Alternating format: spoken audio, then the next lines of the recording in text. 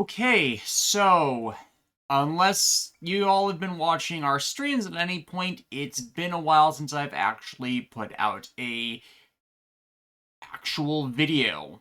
Fortunately, this is going to be more off the cuff vloggy because due to Windows 11's bullshit, I no longer have a functioning editing program. Yeah, that's kind of one of the many reasons why you haven't seen any scripted video from me. Others just being exhaustion and absolute lack of time because it's been 2025. Anyone who's been living through 2025 and actually been seeing what's been going on, you can probably understand why that is. So, what's this video about, and what else has been occupying my time outside of just work? Well, like a lot of people, I caught the 3D printing bug. And, well, considering my just general means of relaxation is making things, yeah.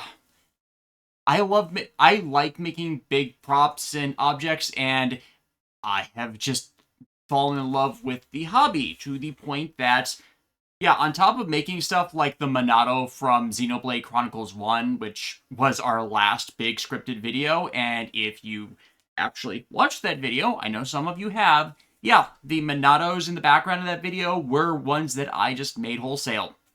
So, yeah, I have moved on to making my own little improvements and little figures, and primarily display stands, and, well, that's been eating my time because, as the video description kind of just shows, perfection is the enemy of good, and if I want to actually put these things out publicly, I want to get them as good as they can possibly be. I basically run through a bunch of redesigns of everything I've actually made to just make it as good as it can be. Uh, just a bit more on how this all started.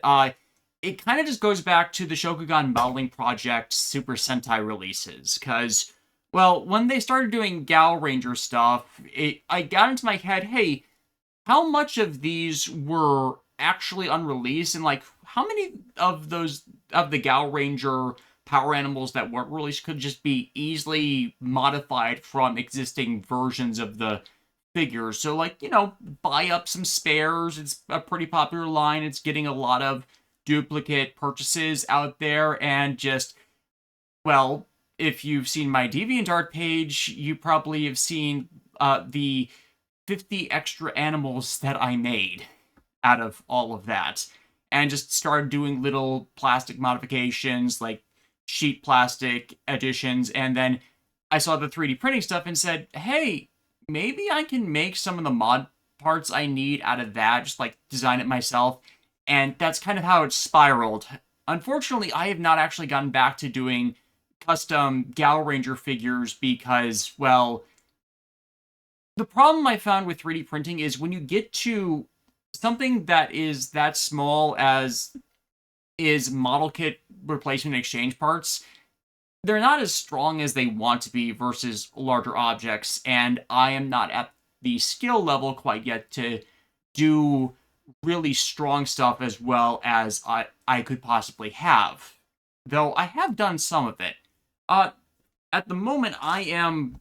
Well, I say at the moment, but it's overtime hell season right now at work, so it's not the best time for that. But for my little SMP King Jader model, I'm actually making some mod parts to try and create some J Phoenix wings. And I'm actually pretty proud of this so far, in that it just is a little set of parts that lock all together on the back of a piece of the figure, and little wings would come out from the sides. The one thing about this is I've redesigned this piece several dozen times, so it's an iterative process for me. It's not just like straight out of my head and automatically works. No, no, no.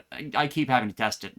I also made replacement hip parts for my mini plush Shinkenger items, since they're that small, and those were released at a time where the mini blow line had pretty terrible hips. I'm actually redesigning those parts as well before I actually put them on sale, which this is kind of all here to really advertise, as you can see from the Etsy shop web listing that's right around here. So yeah, I'm going over what's actually available on for sale and kind of just what my plans are to continue the shop in hopes of for anyone who hasn't looked at it yet to actually look at it, see if there's something interested for you guys to pick up, if it crosses over with your own interests, and yeah, just more advertising of what I'm actually doing. You can tell how I'm stumbling over my words even more that this is not planned. I don't have a script to run off of. This is just me entirely vlogging this. And you can see a couple of the items that I've made myself right here, and this is kind of what I'm most proud of, but ironically, what took the most time to actually get done. This is a display plate for the Shoe God souls from Omusama Sentai King-Ohger. Now, I don't actually review tokusatsu anymore. I know a lot of people who first followed this channel came to subscribe to me because of Toku reviews. Sorry, because of Toei's bullshit and fandom toxicity, and just my general exhaustion these days, I'm not doing Toku reviews anymore. But if you actually watch the other videos, referencing tokusatsu stuff has still been part of the videos. I highly encourage you, if you've not already, to watch the Code Geass video series, because you'll be pleasantly surprised what the entire narrative of that 13-hour video is actually about. Yeah. But back on this point, I'm most proud of this because the Shoe God Souls have nothing for them to really be displayed with. You just have them out individually as an item you get, and then what do you do with them? You just don't have anything to put them into. And then that's kind of the germ of how this spawned into a bigger thing with me, because I figured, hey, like amber fossils with insects in them, which these are kind of based off of, have all sorts of ways to display them. So why not set up a way to display it themselves? And then that sent me down this whole display plate rabbit hole, in short. And this is the largest type I actually made, because it accommodates the 20 core souls plus the 4 sparkling variants that were released. Now, technically, there are only 18 versions of them, but you need a duplicate copy of Tento and Kumo just to represent the 20 shoe gods that are part of the God King-Ohger combination in King-Ohger. So there's a 24 slot variant I made, there is a 22 slot variant I made, and then there's just a base 18 slot variant I made, because, you know, that's kind of the 3 main ways to have them all displayed. This is the one with the corrupted slash zombie slash controlled Shoe God souls, so you can pretty well see the difference in how these are set up. I went with flat sides on this one, on these example ones, simply because that saves a bit of filament. Though there are variants that have rounded sides if you just want the full, complete plate effect. Now, fully rounded sides on this. This is one I tried painting. I am offering these in multiple filament colors for people who just want to paint them themselves. You get a richer gold with blacks or grays than just whites. And part of the frustration with me in actually doing them that made them the item I printed the most is, well, surface quality. A bunch of these just, like, I'm hoping this is showing up, but there are horrific... This is all one that I printed in one piece that has all these horrific surface lines on them, and that is unfortunately a problem with some filament 3D printers where you can really notice the makeup of the lines with certain colors. This is in white with the same pattern of top lines on it, but you can't really tell it's there at all. But go back to the silver, and it's there all over the place. So what I ended up doing with these is just, and I actually need to disassemble them a bit, I printed them in 2 pieces. So they lock together. I can print the top part of the plate, which actually holds the souls properly, face down, and it deals with all the lines, so they're much less visible than they would be otherwise. And then I print it in 2 pieces. It takes a bit more of a printing time, but it gets a much smoother, solid surface, and it looks a lot better.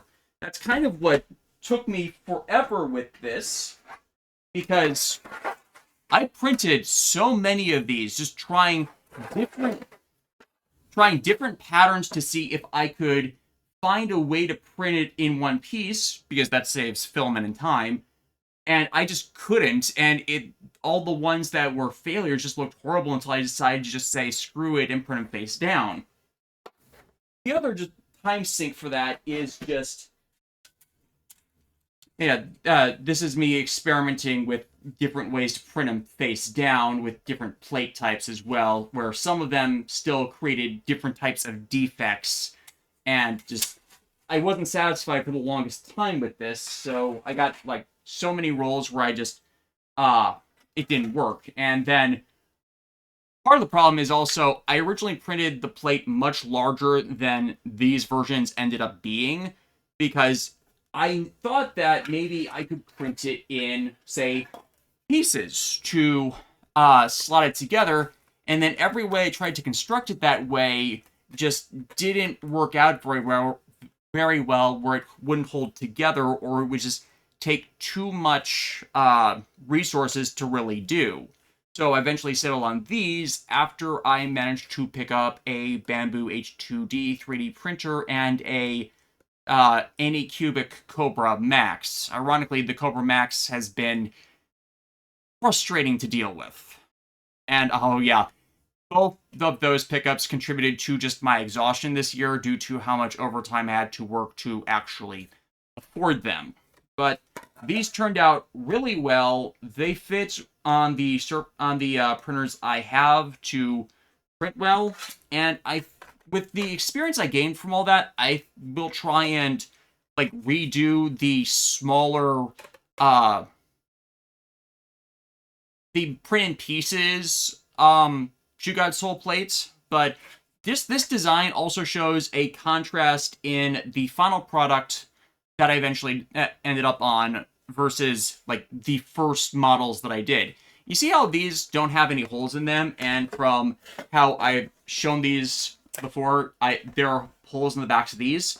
Well, this actually serves 2 purposes, and obviously, you can probably guess the first one. I set it in here, and it is very difficult to get out. Whereas here, I just put my finger behind the hole, and it pops straight out. Whereas the sides of the plate hold in place on its own, so it's not going to just easily fall out on its own. The second purpose is actually one I was experimenting with for a while before I decided to just like leave it alone for now. Again, perfection is the enemy of good. If I had continued with my original idea, I would still not have released these. Because the idea originally behind this is, since the Shoe God's Souls glow in the show, I figure, why not set up a way to have a light box behind them? And this was kind of the eventual result. I've actually tabled the light box idea for now, simply because I have not found a good LED string that would work well with the plates where I can set up the light box to go correctly. I've considered just little LED fairy lights where there's just one light along a string, but all the fairy lights I've found don't have the right distance to actually make it all the way around to being behind all of the souls to make it a really good light display.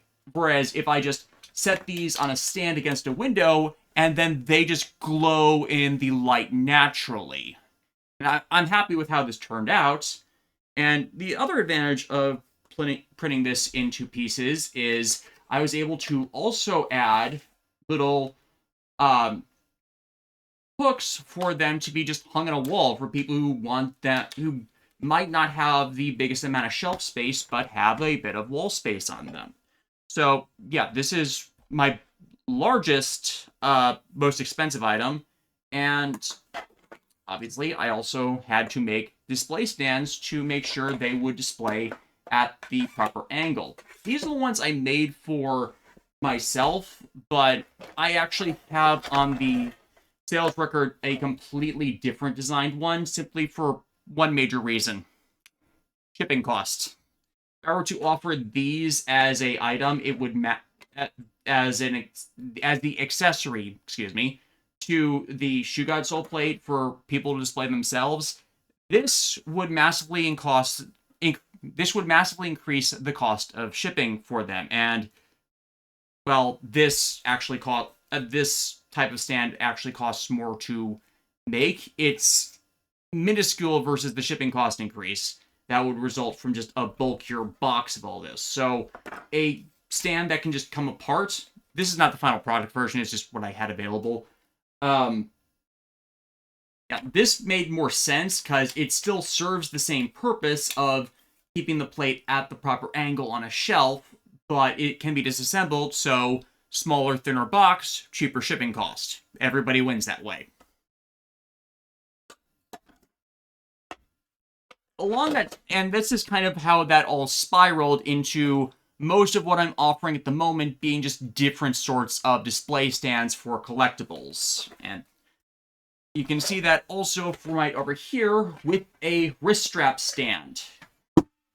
Look, let's face it, if you're a Tokusatsu fan, you collect the transformation braces in one way, shape, or form. There's tons of them. They're releasing memorial versions of new ones. The O-Ranger and Live Man's, I believe the pre-orders closed for them. They just announced a Die Ranger or a Changer that was used in Power Rangers Lost Galaxy as the morpher for the Magna Defender. It gets around, and, well, it's inevitable that those are going to be picked up by anybody, regardless of whether they are the Power Rangers version or the Super Sentai versions of the transformation trinkets. So, hey, makes it easy. One thing I've been trying to do with this is making sure that they can be held on pretty securely without the entire suspension bending, and then also allowing it to twist a bit so a person who buys these can just choose the best angle to display them at. Obviously, this is the one I made for the Go Busters Morph Embrace, but I don't have that. My roommate Alexis did at one point, but we resold it just for the cash. So this was kind of just the one I experimented on with.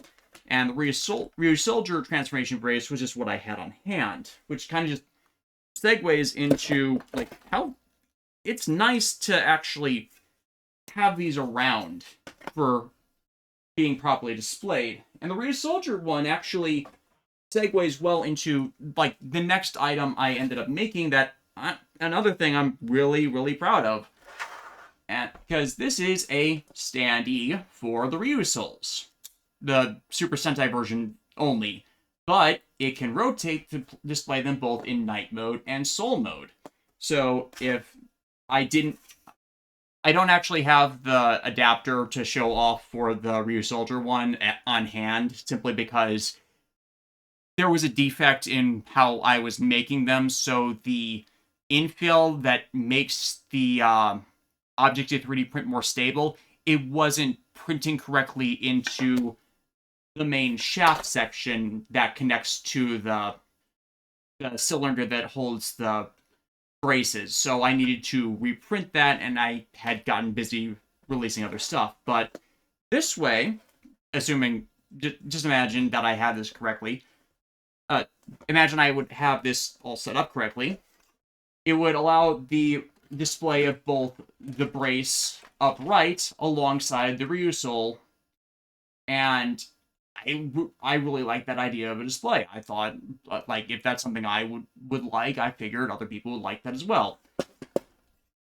And it's just, for people who have the Ryusols, I know it's easy to just display the knights standing on their own, but there's no real way to display them in soul mode as they're supposed to be on standby. So this actually provides that for people who collected the Ryu Souls several years ago. Speaking of, yes, we finally watched Kishi Ryu Sentai Ryu Soldier. We ended up liking it. It's not the best of the Dino series. That's still Kyoryuger, but we can see where a lot of the problems are. We're not the biggest critics of it, though, past the early episodes that originally made us drop it simply because we were just busy and exhausted in that period. It happens. So yeah, this is probably the cheapest item I offer, but it's meant to be bought in bulk because if someone has reuse souls, they probably have a lot of them. I offer them in a few colors. Actually, no, I don't offer them in a few colors. I mainly offer them in silver and black because those are the colors that go best with just the night aesthetic on them. I printed this in gray simply because I have a lot of gray filament. Black, white, and gray are the easiest filaments to print with because they're so plentiful and are a good judge on how colors will go with these objects.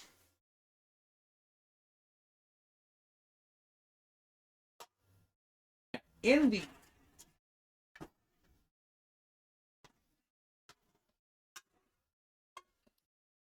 which goes to a item I just made completely as a reproduction for people who would have wanted just the spares, because a few years ago, Bandai released Memorial Editions of the Gokaiger Mobiritz and Gokaiger. Obviously, two pretty popular transformation trinkets, because if you have a collection of Ranger keys, you can use them to roleplay transforming into any Super Sentai team that precedes the Gokaiger, or if you got the memorial releases of the various post-Gokaiger Sentai sets, you can go for those as well, because they add in all new functions.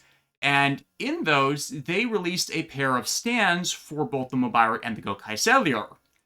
And then they released an updated Mobirit that added sounds through Gokaiger. I think they have Gokaiger in there. I haven't double-checked that. But considering they're a few years behind on Memorial Edition Ranger Key complete set releases, it wouldn't surprise me if they skipped Gokaiger in those.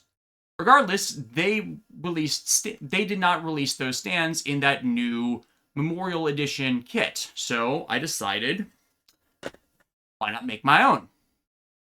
And I really like what I did with this as well, because it can be disassembled into multiple pieces. And I redesigned the base stand so that it can hold a Ranger key. The original does not do this. And it makes it available for people to, say, have the key the Mobirit came with, and then dock the Gokai Galleon Super Key into it and have a larger display on top of that. So this is all one big piece. This is something that is sold. I've actually sold 2 of these already in the Etsy shop in the weeks it's been open. And for people who just want a Ranger key up front to pair with it, or hell, even display it in standby mode, just all closed up, that works for it. I've done the same with the Gokaiger stands, in that I have made it come in multiple pieces, and I have created an actual emblem for the Gokai Anchor emblem for Gokai Silver. I do not expect these to sell as well, simply due to the controversies that Junya Ikeda got attached to. I'm not going into that in this video. If you know, you know. If you don't, you can look it up. Please don't pester people about it in the comments. If they don't, it's something that can be looked up, and it is kind of a terrible situation. Regardless, there are still people with the Gokaiger, either the DX toy or the Memorial release, where now you would have an option to actually put it on display. I didn't put a Ranger Key holder stand for this one simply because the Gokaiger already has that function as a natural part of the toy, so no real point to it.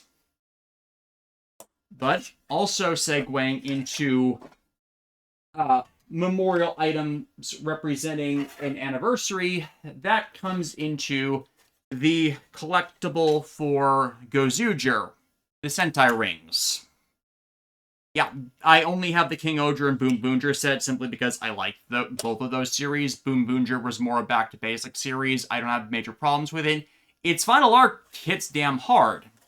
But the problem is, while there is a storage case for the Sentai rings, there isn't really a good way to display them that they've put out there. People have kind of put together their own little felt docking displays, and I have as well. This holds 25 Ranger Sentai rings. It has little feet. I unfortunately lost the one on this one because this is more of a prototype design I was doing with this with. The pegs in the back grip the keys, the rings really well, so they're not just going to slip out. And like with the Shoe Soul display, I made a little loop that allows it to potentially be hung on a wall for space saving for people who don't want to put these on a shelf. I thought this was really nice for people who were collecting the 50 or so Sentai rings that were going to be released. And then they did the Sentai booster rings on top of that and released a bunch of variant rings of the main Sentai team. So there's like over 100 Sentai rings now. Now, I don't want to do a single plate that does larger than 25, simply because after a certain point, these get a bit too unwieldy in their size scale to really deal with them in the right way. In fact, the most I've expanded the design to was doing a similar plates to this for the Kamen Rider Wizard rings, because I picked those up over the last couple years because I'm one of those people that didn't have as big an issue with Kamen Rider Wizard as other people. Same thing, it's just a bigger plate. It's not a bigger plate, it's a scaled up plate. And one of the things that I designed this to be is be a bit modular. Have pegs that can make for the standee feet, but also, if need be, create little pegs that can attach multiple of these plates together. Like so. Again, these are the prototypes versions of these plates. The design has actually been revised a bit since this version. It's just what I had on hand because I've been printing a few things for other people. Plus, the way I designed this initially, it's not the easiest of times to get this initial peg out. I know I'm downplaying this for sale, but again, the actual sales version is a bit more sturdy and refined than what I have kept for myself, because obviously I'm printing these for myself first. I can get away with having an imperfect design for just what I service it for. The later version just lets me tab these in on the sides if I would want to set them up on a wall or something. I don't need to necessarily because I have a bit of shelf space for them, but it's the same thing. They just slot in using the provided ring holders, the smaller child-sized ones, obviously, instead of the big adult ones, since those are also the ones used in the toys. But if you're collecting Sentai rings, you probably already have the ring container box where you can put the spare adult rings in as it is. Same thing with the wizard rings. I have the wizard ring holder box where I can put the XL sized rings that would actually fit me. But that is not all I have done either, because one of the other things that I spent a lot of time on was display stands for mass collectibles. In this similar vein of you put a lot of things in one at once to create a big good display effect. And so I have also done that with the Zudenshi, aka the Beast Batteries. I have made large holders on a graduating level to display just all the various types of Beast Batteries that are out there, which has massively expanded because of the Kyoryuger crossover episodes with King-Ohger, which were actually really good. And especially the various memorial items that came out in that run.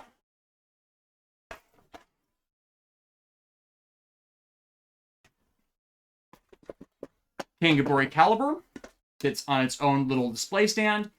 A holster on the back for the smaller blade that's meant to be used for its cannon modes.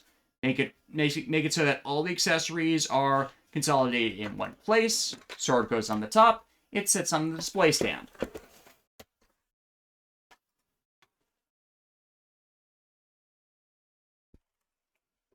one of the revolvers with another set of the batteries in and of itself. And the other thing I liked about how I put this together is I also made it so that these have small pegs to just attach them together in a long stringed row. I didn't want to disassemble my full display for the sake of this, but the way I have it set up in my room is I also have one that displays these horizontally so they have a bit more space, and then I just have them all docked together with my other Gabu revolver with the other Memorial Gaburi caliber set up all in cannon mode. So you get a nice display of all the main beast batteries with the transformation batteries out here, and all the other batteries up in a line like this. Again, I didn't want to disassemble my whole display, but if you would want a more consolidated display, you got all of them lined up. If you want a bit more expanded display, you got them all laying out and easy to get in and out. Again, I wish I had a properly working editing program to just not stumble over everything, but I have what I have right now. So, yeah, that's what I've been doing. That's what I've been up to. That's what I've put out there to really offer. And I have tried to vary up what I have a fair bit. Again, as I mentioned earlier, O-Ranger is getting a new transformation brace itself. I've got a dual slot one for this. And what I wanted to additionally go over is just what my plans for the future are with all this, to just give an idea of where my thought process is with this, because there's a lot more stuff out there that I can really spend some time working on to really not necessarily give back, but give options too, because there's a lot of people doing all sorts of really cool 3D printing stuff, and that's kind of why I just finally went through with opening my own shop on Etsy. The Etsy thing is actually a point of contention right now because Etsy actually takes a lot of a marked up cut of what is sold on the service, more than eBay does, more than Tenmu does. So honestly, what I'd like to do eventually is there is a new service called Portals that takes a 3D printing file and then just sends it to a specific 3D printing farm that runs the service and will print it out for you. So when they have a proper website for sales and viewing set up, I'd like to set up a shop there and have things be printed through that, because then you get more professional service and more expedient printing than what I myself can offer, because the entire thing through the Etsy shop is, it's a marketplace, yes, but I'm still responsible for everything. I can only offer so many colors. I can only offer so much time to commit to this because I still have my normal, not 9 to 5, but night shifts that cover my 40-hour work weeks. It limits a lot what I can do, especially when I am focused on overtime. So that influences the prices for all these. These are priced higher than I really want to, and that's going to be a balking point for a lot of people who actually might be interested in some of the things I'm offering and some of the things I'm planning to make. For example, I have several memorial weapons from Super Sentai's releases, some from Kamen Rider releases. I have the Geatsbuster QB9 from Kamen Rider Geats, another good show. Yes, we enjoyed that one as well, even though it's a Battle Royale series, and I'm not big on Battle Royale series, but it threaded the needle on the great points about it. Again, watch the Code Geass review I put out a year ago, close to 2 years ago now, and to see kind of why that is in defying my expectations. So I want to make more stands for them. I want to continue kind of this vibe I have with this. The other thing I want to do is, like with the example with the Minato, I really want to make more of my own sort of props, because something that annoys me to hell and back with the offerings of 3D printed models right now is, well, I'm going to put this up over the camera, and I'm hoping I'm zooming in this correctly, but you see that right there where my finger's pointing at? That's a seam line. And the problem with a lot of 3D printed props is they're made in Blender. Now, there's nothing wrong with people who use Blender because it's open source software, it's free, but what it does when you make a 3D model out of it is to turn it into something you can 3D print, you have to print it in pieces because 3D printers that are large enough to print this entire big object that is 5 feet long, they're ridiculously prohibitively expensive for anyone who's doing this as a hobby. So you have models you have printers whose printing plates are only about a foot, maybe a foot and a half in size, or 2.5 feet in diameter. That's not enough to print all this, so you have to print it in pieces. But when you split a Blender model into multiple pieces in the program that makes the 3D model, if you 3D print yourself, you know this. If you don't, I'm just trying to layman it for people who don't.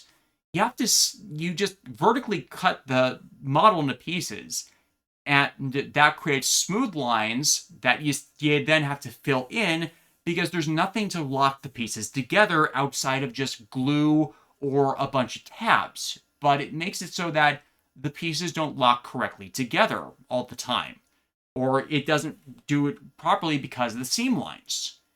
With props I am wanting to release, I want to resolve that. The program I use is called Shaper 3D. It goes off of more of a computer-aided design program style, but more intended for 3D printing. It's unfortunately a subscription program. I couldn't find a good pay once program, but Shaper does what I need, so I'm willing to put up with the subscription fee just to get what I need out of it.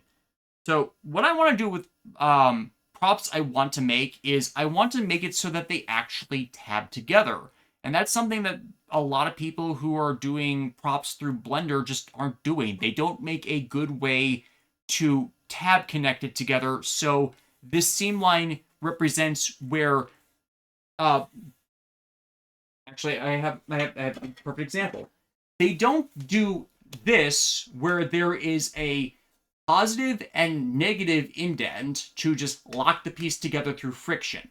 They don't do that. They should do that. They don't do that. And with props I want to make, I want to do that. Because that way, when someone goes to put something together, you get something that is solid, and then once you fit it together, you can then glue it together, and the friction and the bonding of the glue will create a more solid, valuable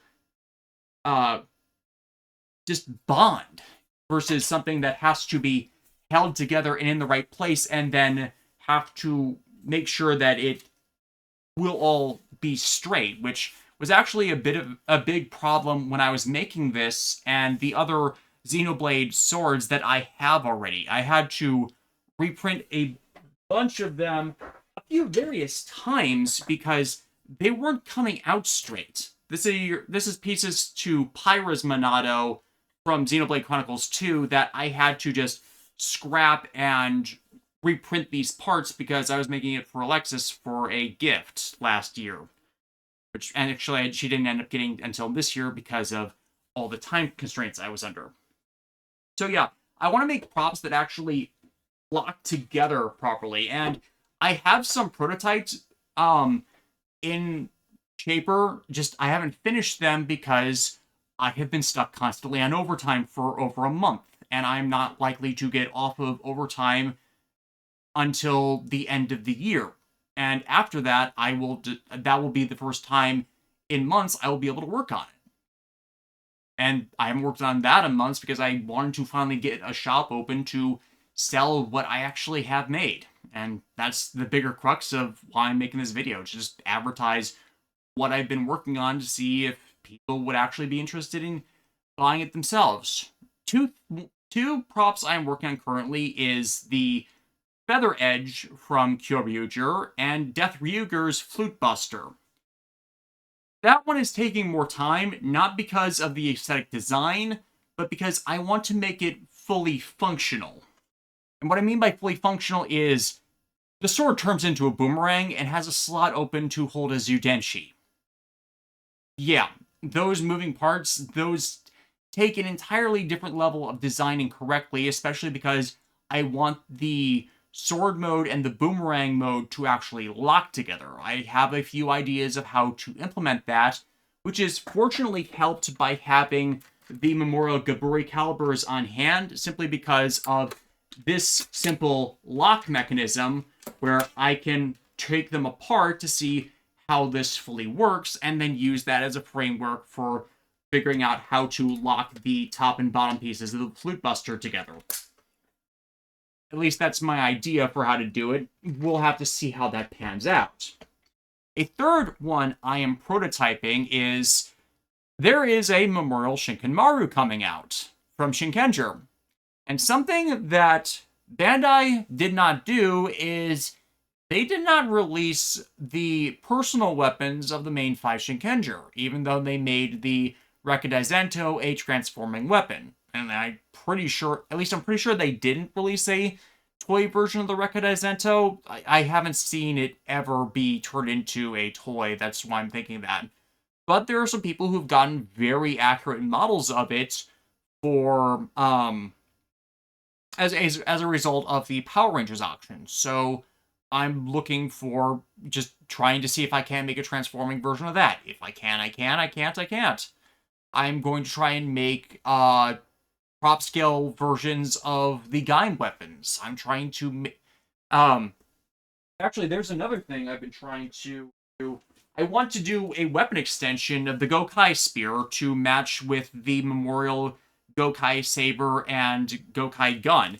And I don't think that should be too ridiculously hard outside of just recreating the shell of the Gokai Spear to make it so that this end is longer and can extend out. I've already got an idea of how to do an extending blade simply because people have been... Yeah, again, this is not prepared.